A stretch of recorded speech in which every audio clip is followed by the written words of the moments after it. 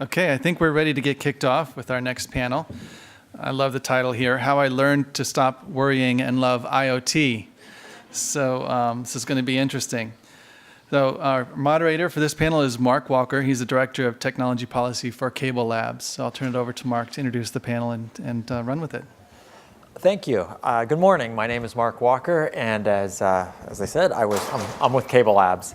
As you may know, Cable Labs is the Innovation and R&D Consortium for the cable industry, and we are very, very interested in IoT and IoT security from a network operations perspective. I also chair the Technology Policy Workgroup for the Open Connectivity Foundation. We'll get into a little bit more detail about that later. We're here to discuss IoT security. And really talk about what the problem is and both how government and industry are responding to it.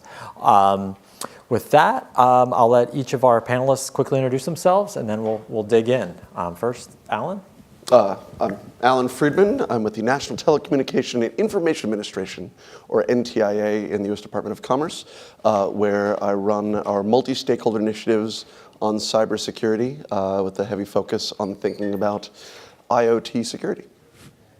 I'm John Godfrey. I head public policy for Samsung Electronics America here in Washington, D.C. I'm Kat Magus. I work for NIST, otherwise known as the National Institute of Standards and Technology. We're also part of Department of Commerce, like NTIA, and I lead our IoT for Cybersecurity program at NIST. Thank you all. So let's jump right in. So what is the scope of the problem? And even more fundamentally, how do we define or identify IoT? Alan, you want to kick us off? So there have been easily a dozen high-level papers on IoT and IoT security written over the past few years. The Department of Commerce wrote a green paper that sort of tried to scope the problem. And it basically says the Internet of Things is like the Internet, only more so. Right? All of the benefits that we get of this delightful connectivity, we're going to get even more. But the risks are there as well. Trying to define it has resisted real serious efforts. There have been a bunch of high-level panels where they've tried to scope it. And you either end up with something that is too narrow or too broad. This is a technology that, when we're talking about it, we are covering the gamut from toys to Toyotas and everything in between, including pacemakers, which I guess we now have to avoid on this panel. But when we're thinking about security, there are very real risks. This is stuff. There's a security researcher and advocate named Josh Corman who talks about, this is where bits and bytes meet flesh and blood. When things break, they break badly. There's a term that's often used of secure by design. And I find that term a little frustrating because it sort of seems to imply, gosh, why didn't everyone ever think to do this before? We kind of knew that this was a concern. And the question is, how do we get there? And maybe some folks have some other ideas about how we can actually get there. Or John, I don't know if you want to talk about how does insecure IoT compare to other threats that are out there that are facing the internet? Or It's similar. So first, I like the term security by design because I think you can't take it for granted that while people are designing something, they build in the security. And it's a great reminder to do that. But you're absolutely right that it's not just remember to put in the security and that's all there is. Yeah. You have to actually think about it and have a plan. But I think it's a useful phrase as a reminder to people. To me, the Internet of Things really is just the extension of the Internet to interface with the physical world. The Internet initially connected mainframe computers to each other and then all computers to each other. And then with 3G and 4G wireless, the Internet got extended to supercomputers that people carry around in our pockets, our cell phones. And that has made the Internet available everywhere you go, but still on a computer that you carry with you. But IoT, especially when it's empowered by 5G, is going to extend the Internet everywhere. Everything, everywhere, potentially can be connected with sensors, connectivity, and computing power.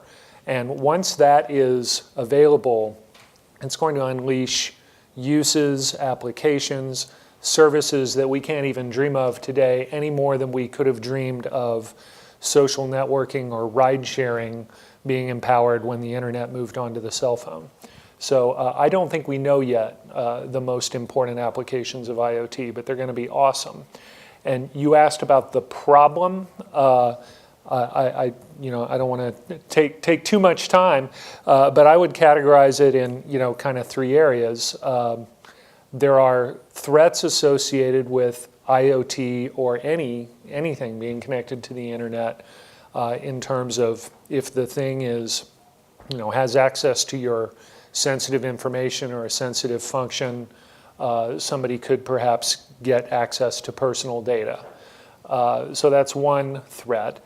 A second threat is if the thing itself that's connected to the internet is important and useful, then if an attacker can shut it down, then you lose the use of that thing. And so you could call that a denial of use or a denial of functionality type of attack. And as the IoT becomes more and more important and pervasive in our lives and more useful, because frankly, the IoT is going to enable awesome advances in health and security, public safety, transportation, lots of things. If it's vulnerable to a denial of use attack and you lose that value, that's a problem.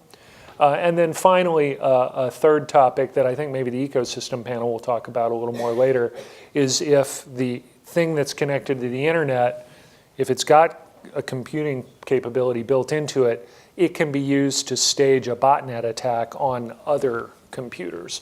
So totally irrespective of the thing itself, it can be used to attack other places.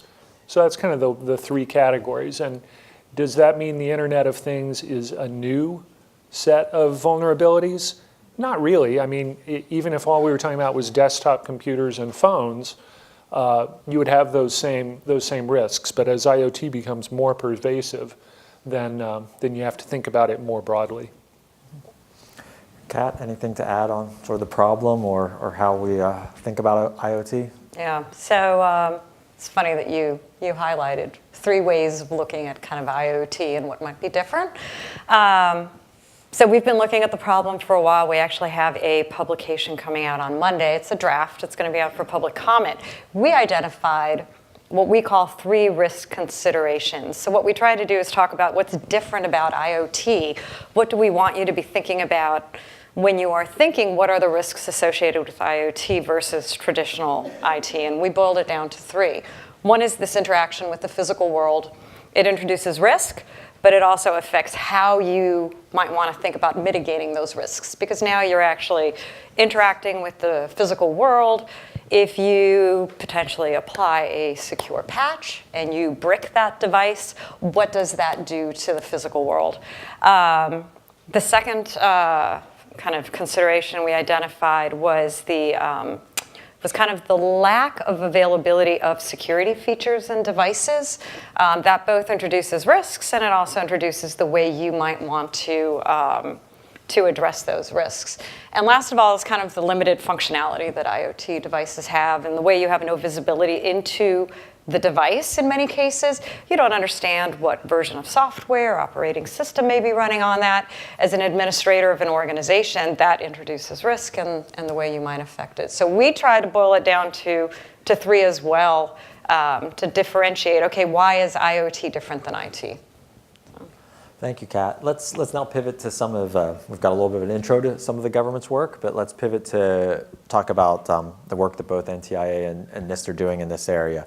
Alan, do you want to talk a little bit about software bill of materials and the multi-stakeholder process and the work that's gone on at NTIA in those areas? Sure, thank you. So just taking a quick step back, there are a couple of approaches to think about this. One is sort of a holistic approach, and I think NIST has done a fantastic job of having this sort of let's cover the range and look at the existing standards and what's there. NTIA, much smaller organization, so we're looking at particular areas of security that cut across large swaths of the IoT ecosystem. And we've done, we had one project that's finished, and we're just kicking off another one. The project that we did last year started off with this notion of, okay, how do we get traction around securing these devices? And perhaps a very natural starting point is the devices will have flaws, so let's talk about what does it mean that they're updatable, that they can be fixable. We can actually correct our mistakes. It took us 20 plus years to think about patching in the desktop world. We don't have that kind of time with connected devices. And so we convened this open multi-stakeholder process. Many of you in the room were active and very useful participants. And I want to highlight two things that stakeholders drafted. One was a policy-oriented document that said, at the time of purchase, what are 3 things that can be communicated about software updates? And said, is this device updatable? For how long? And what does the owner-operator have to do? And those are questions that probably are simple enough that I can, encourage my 74-year-old father to ask. But they're also questions that are simple enough for a purchasing manager to sort of make sure that that's something that's part of the team. And then there's a more technical document that looks at, okay, what is an update process after all? For those of you who are technical, basically a software update mechanism is an RCE that you really hope only one person can use, right? You have the ability to change software on a device. That's an incredible security vulnerability unless you lock it down. And so it walked through, here are 13 steps in an update process. Here's the security, again, pointing to NIST documents that we can say, okay, here's at each of these steps. So those documents are published on our website. We started another approach that said, so the devices that we're using, the software that's running on them, the systems that's running on them, is not hewn out of alabaster marble by tonsured monks sitting in a cloister somewhere, right? They're used using existing building blocks, mostly open source libraries that are found everywhere. And some of them are selected very carefully by distinguished engineers who know just the right product. And sometimes people just Google for a random library or go to Stack Overflow. And maybe they aren't using up-to-date libraries or libraries that have known and exploitable security flaws. And so what we wanted to do is promote the idea of transparency. Let's have some transparency about the software components we're using. We don't think that this should necessarily be regulatory, but we think this could be a market practice. So if anyone would like to know more, there's a lot more information on NTI's website. Thank you, Alan. Kat, can you talk a little bit about the NCCOE project and around IoT botnet mitigation in MUD? Okay. So we have a lot of work going on. Our project around MUD is one of them. And Eric, who was here, I don't know if Eric took off, he already touched a little bit on the topic around MUD. So MUD stands for the Manufacturer Usage Description. We have a project in the NCCOE that's looking at MUD and how can we leverage MUD as a way to potentially control access that the device, if compromised, has to resources on the network. And it basically is a way for the manufacturer to describe, hey, this is the kind of behavior you should expect, and this is the resources that this device should talk to. And we're also exploring where potentially that could also be used to actually control access to the device, that the only resources on the network that should talk to this device are the following. But in addition to MUD, I mean, we have a number of projects in the NCCOE looking at IoT. Somebody touched on, medical implants. We did have a project in the NCCOE. It's wrapped up now, and all the publications have been put out around wireless infusion pumps. We brought in 95% of the market that represent wireless infusion pumps, whether for home use or hospital use. And we worked with various web vendors. We built out a couple of reference implementations, and we published what we call guides. That actually help both executives kind of understand the importance of addressing cybersecurity issues, all the way down to what we call Part C, which is actually where a developer can actually pick it up and say, okay, here's the building blocks and how I would actually configure and implement a wireless infusion pump in order to be secure and achieve cybersecurity outcomes.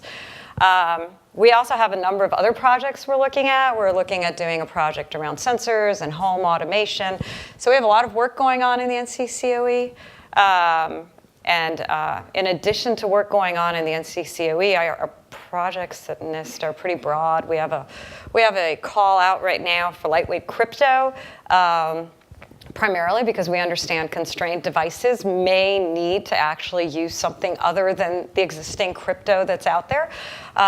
We're looking at low power WAN. We just completed setting up a lab for low power WAN, which actually, as it implies, it actually required 3 facilities and actually to deploy a low power WAN environment. And we're trying to understand some of the security capabilities of low power WAN and how we can talk about those and the implications for IoT. So we actually have a lot of work going on. Do you want to touch a little bit on sort of the Botnet report and the roadmap that's being developed around IoT?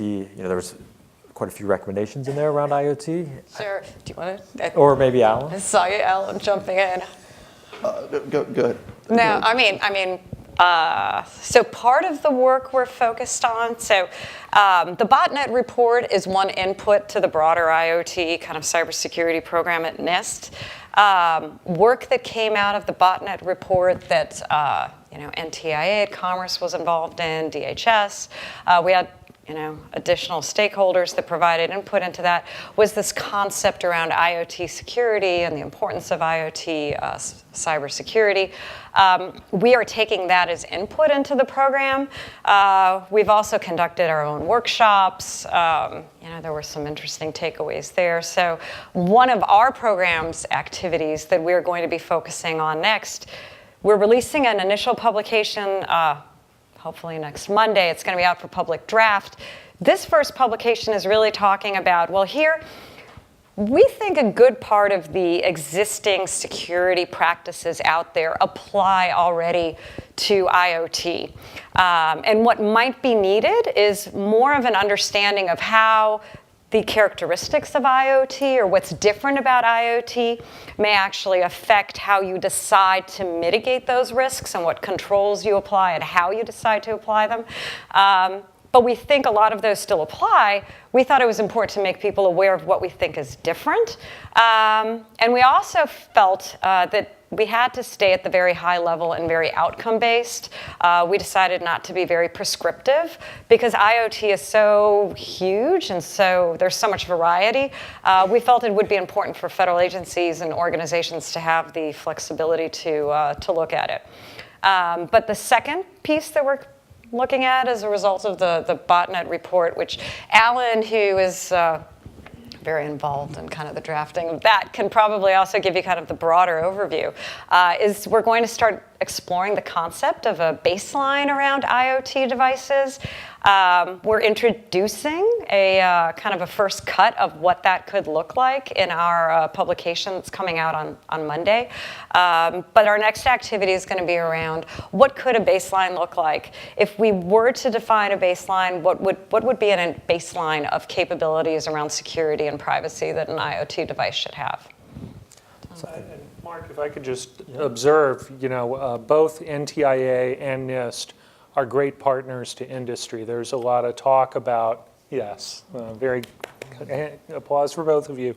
There's a lot of talk about public-private partnership and collaboration, but that's actually these agencies' job, is to work with industry and draw on industry's expertise. They are not regulators, and so the interaction is really more.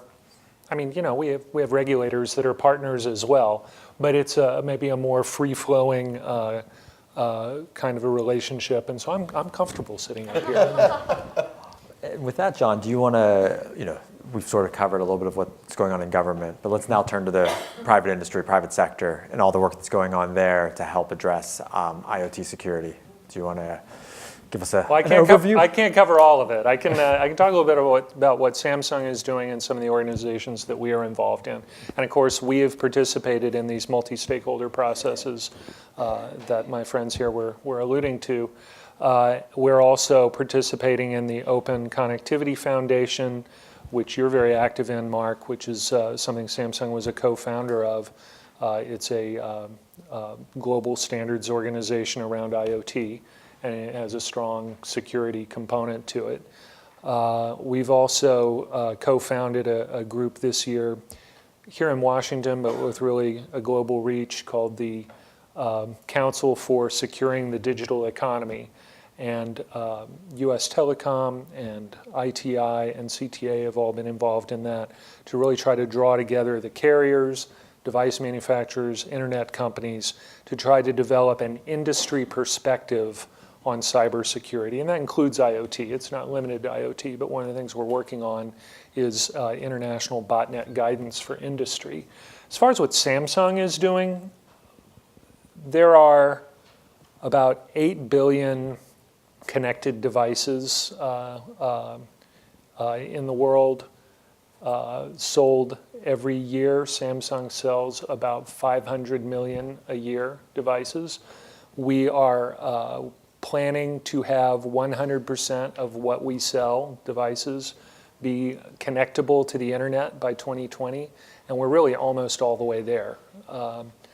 My definition of IoT for purposes of today's conversation is probably broader than yours, Kat, because you're absolutely right. There's some interesting challenges around low power devices that don't have display screens. Every single thing Samsung makes by 2020 will be, by a broad definition, an IoT device, whether it's the phone or the television or the refrigerator or the smart lock or the light switch. We have the SmartThings brand is our kind of our home-oriented IoT products. But we're focused on cybersecurity of the IoT in terms of our own products, in terms of the components we supply to the industry, and in terms of our interface with the ecosystem through the cloud. The components of the security of our own products is really something we call Knox Security. Knox was originally implemented in our phones. We're extending it into smart TVs and appliances. And essentially Knox is defense-grade security. The phones that implement Knox, some of them have gone through top secret clearance at the DoD, through certification at the DoD. And at its root, there's a hardware root of trust, trusted element. There is a secure bootloader. There's multiple layers of security built in. And that's all to make sure that the product remains safe from malware and communicates in a secure manner. So that's Knox. The components we supply to other implementers, and as well as to some of Samsung's own products, are under the kind of the broad umbrella known as ARTIK, A-R-T-I-K. And ARTIK is a platform consisting of an IoT module. Developers can use it in developing a new product. You can buy a very small number of them, then you can go to scale with a large number of them. The modules have computing, memory, connectivity, hardware-rooted trust built in. There's also a secure cloud, the ARTIK cloud, that the developers can use. And so the idea is to make available to IoT implementers the tools they need to implement IoT security. And then finally, Samsung, I mentioned SmartThings is our kind of our home automation product line, but it's also the name of our IoT cloud. And the SmartThings cloud and the SmartThings ecosystem encompasses many, many different brands. And the idea is to have the most open IoT ecosystem with the ability for different IoT devices to communicate with each other and be controlled, pass controls and commands to each other. And we think this is an important tool to drive the market. So Samsung will be announcing soon, I can't give you an exact date yet, but we will be announcing soon security requirements for third-party devices and some Samsung's own devices to connect to that SmartThings cloud. And so to pick up on the analogy the previous panel used, if cybersecurity is like organic and gluten-free, we want to throw the biggest, best party and invite everyone to come. But to come to the party, you've got to bring an organic, gluten-free dish. And we think this will move behavior. It is not a regulatory solution, it's an industry-led solution. But if the party is big enough and people want to be there, they're going to do the right thing and implement cybersecurity. Wow, I hope everybody comes to the party. So building off of what we see going on in industry, Kat and Alan, how do you see sort of government's role vis-a-vis industry in pushing forward IoT security? So again, the challenge is we're covering this huge range. Obviously, there are regulatory agencies that have to take into account their duty to protect Americans and make sure that things continue to function. But at a higher level or a broader level for the spaces that are currently unregulated, the current policy is one of industry leadership with some government help in coordination and catalyzation.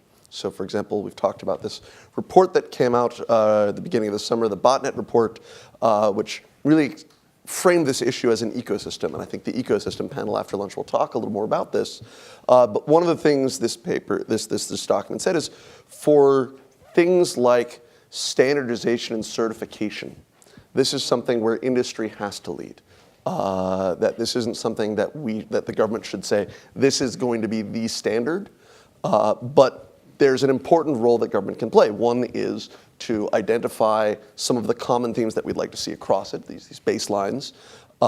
There's also work we can do in terms of promoting and raising awareness. So there's a document that's about to come out next month called the Botnet Roadmap, where the government will play a role in sort of helping everyone in the ecosystem understand what are the different pieces out there, what's happened, so that when an organization, like for example, CTIA, publishes their list of security standards, there's a way that other people can see this and find it and see how it relates to other pieces of what's going on. Alan, I don't think there is any area that is completely unregulated today. Great point. Because the Federal Trade Commission already has authority under both unfair and deceptive trade practices to come after just about any product or service that is put forward as secure and turns out not to be. But they've actually taken some action against companies who never claimed their product was secure, but that did some, things that the FTC determined were just basically unfair trade practices because they violated some really elementary security tenets. And so don't take away from, I'm not arguing with you about this at all, don't take away from today that there needs to be a federal IoT Cybersecurity Commission. There already is one. There's already the Federal Trade Commission. And so we don't need a new regulator. Now, as we continue with questions here, everybody in the audience start thinking about your questions, and we'll turn to the audience here in a couple minutes. Kat, do you have any thoughts on sort of what you see as sort of promising industry efforts, how government can encourage those? Any thoughts? So there's probably more work going on than not a lot of work going on, and NIST actually published a NIST IR. It was the result of an interagency task group looking at IoT cybersecurity standards. And it's a long document that really demonstrates how much work is already going on in industry. And we actually think this is healthy. We don't think there needs to be one standard to rule all. We think it's great. We're seeing the shift of standards work going from kind of your traditional SDO and international SDOs, and a lot of it is moving into these industry-led consortia, which is great because you want industry at the table. You want industry leading. Ultimately, industry needs to adopt these standards. And we think we're going to see a lot of standards that are going to get built around communities of interest or verticals. Because we think IoT is so broad, we think there is going to have to be lots of these. There's a lot of discussion about the federal government leading by example. And so for those of you that may not kind of understand, I think Eric alluded to this, under FISMA, NIST kind of has a special role. In addition to us promoting U.S. commerce and the role we play there, when it comes to cybersecurity, we also have a role in which we provide guidance to federal agencies on how to secure their federal information systems. So part of that is, one, reminding federal agencies that IoT, as they bring IoT into their environments, they are federal information systems, and therefore FISMA actually applies. And understanding, and that's part of the reason I've started this program and working on this publication, is taking all the information we have, all the existing guidance, look at all the existing standards out there, and provide agencies kind of with some idea of how they should be adopting better practices around IoT cybersecurity. One quick note on this. We're going to need some innovation from the market. I like this party analogy on how do we think about communicating security? How do we think about expressing this? A lot of what we have today simply doesn't map well to security. So for example, in safety, something is tested against certain safety standards. The problem is my mattress doesn't stay up all night trying to find new ways to catch on fire. We measure it once and then it is good. That's not how security works. Windows 7 used to be secure, and today, arguably, it is not. And so we need to have new ways of thinking about what does it mean to say that something is secure, and how do we make sure that there are ways of as we're putting things into our homes, into our businesses, into our infrastructure for not just until the lifetime of the phone, but the lifetime of the big thing that I actually bought. How does it stay in an enduring model? How do we think about engineering that so that there is that ability to say at the time of purchase, yeah, this is okay? So questions, do we have a microphone for questions? So got a question up front and then one there. Thank you. Thanks for the panel. My name is Li Yang. I always think the high tech is very important and very useful and benefit to our society a lot. But on the other hand, I always think consumers, general public, are victims. If you have any complaint to the government agencies or administrative or judicial level, they're always against consumers because a lot of abuse and phony and denial of information requests. So I think from the beginning, the spam, everything is all very awful. Now it's getting worse. So they have all kind of abuse, destruction of your IT operation, everything possible. And then they abuse their authority. And again, they send everybody to jail, and then maybe including murder. So I just want to, is there anything that we think about IT, instead of employment, we have to categorize their really disservice. Well, in other words, it's not productivity, it's anti-productivity because it is negative to our well-being of society. So it's just a high-tech area. Do we try to categorize this employment as a different category, as I suggest to the Census Bureau? And I just wonder if we can invent something narrow down this category so we can distinguish people who are doing good things for society versus those are abused and negative. Thank you for the question. Just to maybe try to summarize it a little bit, it sounds like, how do we take into account sort of both the costs and risks and the benefits from these advances? And I don't know, maybe Alan or Kat or John, if you want to think a little bit about that. Or it's a great question, right? There's a lovely line from perhaps the founder of technology policy and philosophy, which is technology is neither good nor bad, nor is it neutral. What we have with this is we have, what I like about the Department of Commerce and our approach to this is we openly embrace the idea of innovation. It drives the American economy, it drives the global economy, but at the same time, government does play a key role in understanding what these risks are. So we are going to be announcing, this is a security issue. We've talked about security. Both NIST and NTIA are doing a lot of work on digital privacy, which you'll be hearing about over the next few weeks. So these are issues that I think this is the role of government, as to how do we think about the risks that come from this technology, and we try to play a big role. And cybersecurity is a great area of growing employment.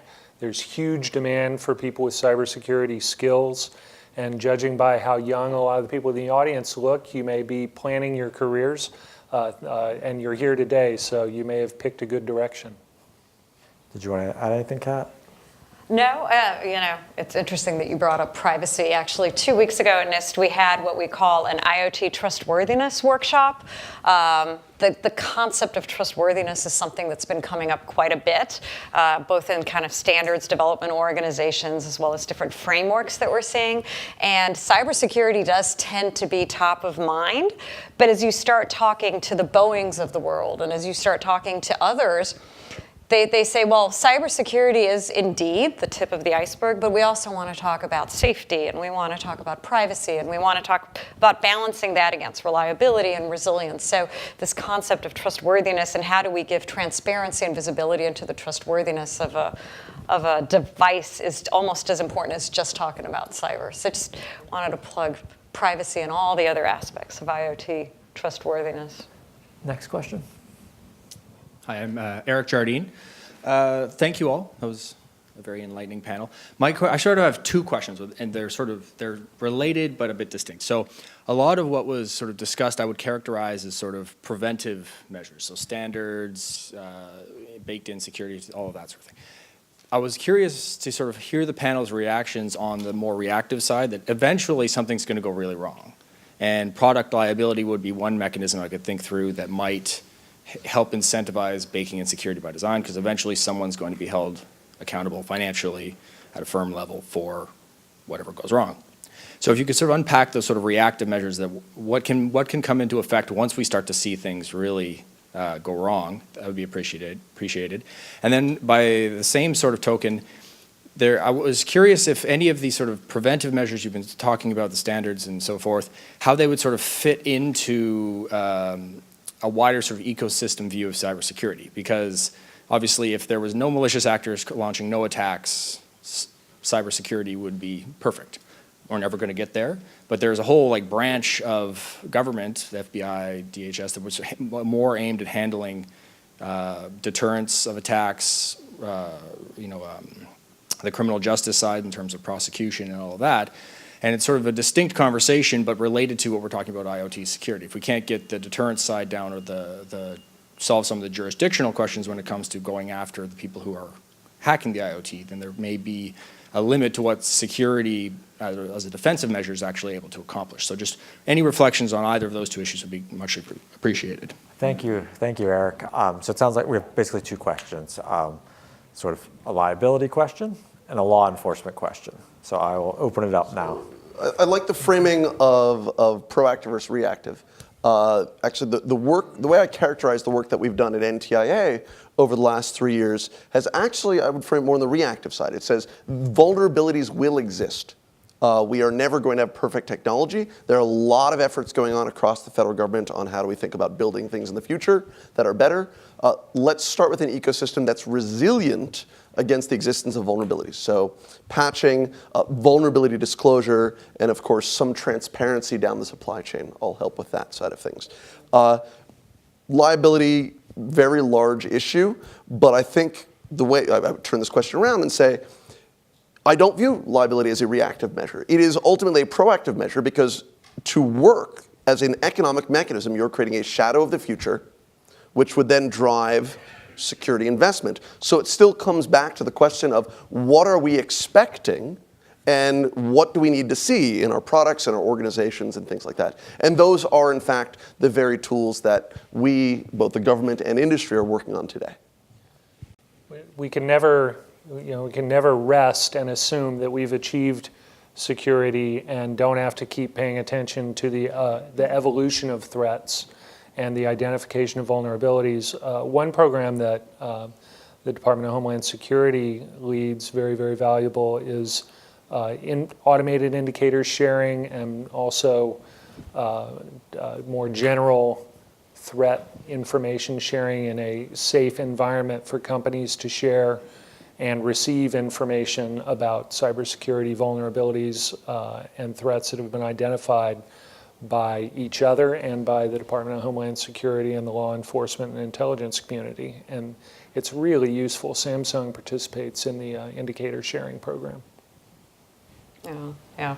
And I hate to plug another NIST framework here, but the cybersecurity framework actually does call out as one of the core areas recovery. So it does, and that was one of the nice things about the cybersecurity framework. It wasn't all on the proactive side. It did absolutely say bad things will happen, so you need to have a plan in place as to how you will recover. So I'd like to think that at NIST we try to look across. We do tend to look more at the carrot rather than the stick. That's not what we do at NIST. But we do definitely consider recovery and all that just as important as the proactive measures. Any other audience questions? Yes, Jordan Gross with DJI. I'm wondering, I know NIST, I believe earlier this year, held a competition involving drones. I'm wondering, a lot of our partners use drone technologies in sort of a IoT device way, collecting massive amounts of data, public safety, agriculture, inspections, and across all industries. Wondering how NIST is kind of looking at building off of that program or that competition from the beginning of this year, and just kind of looking at approaching some of the cybersecurity concerns around drones.